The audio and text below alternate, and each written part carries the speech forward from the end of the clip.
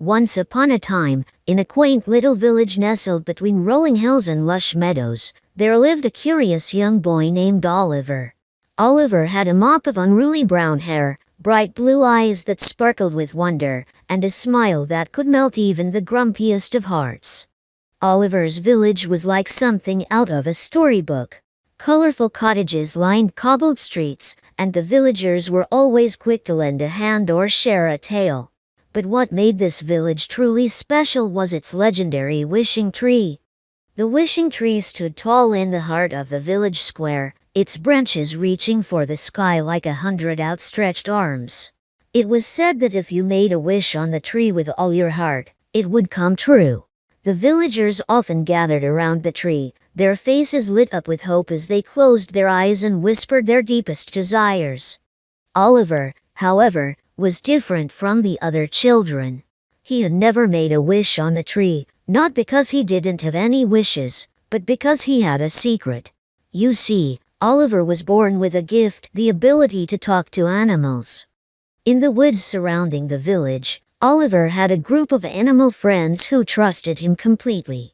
There was Benny the wise old owl, Rosie the quick-footed squirrel, Henry the chatty rabbit, and many others. They would gather in a secret glen, and Oliver would spend hours listening to their stories and adventures. One sunny morning, as Oliver was sitting under the wishing tree, deep in thought, his best friend, Benny the owl, swooped down from a branch above. "Oliver, my boy," Benny hooted, "why don't you ever make a wish on the tree?" Oliver sighed and confessed, "Benny, I have a secret. I can talk to animals, and they're my friends. They've told me their wishes, but the wishing tree can't grant wishes for animals, only for humans." Benny blinked his round, wise eyes and said, "That's a truly wonderful gift, Oliver, but what if we find a way to make the tree understand our animal friends? Maybe it can grant their wishes too." Oliver's eyes lit up with excitement. "Do you think it's possible, Benny?" Benny nodded and said, "Let's gather all your animal friends and give it a try." Over the next few days, Oliver and Benny invited all their animal friends to a grand meeting under the wishing tree. There were squirrels, birds, rabbits, and even a friendly family of foxes. Oliver stood in front of the tree and explained their mission. "We want to make the wishing tree understand the wishes of our animal friends," he said. "But we need your help. When we make a wish, imagine it with all your heart, and maybe the tree will understand." One by one, the animals made their wishes.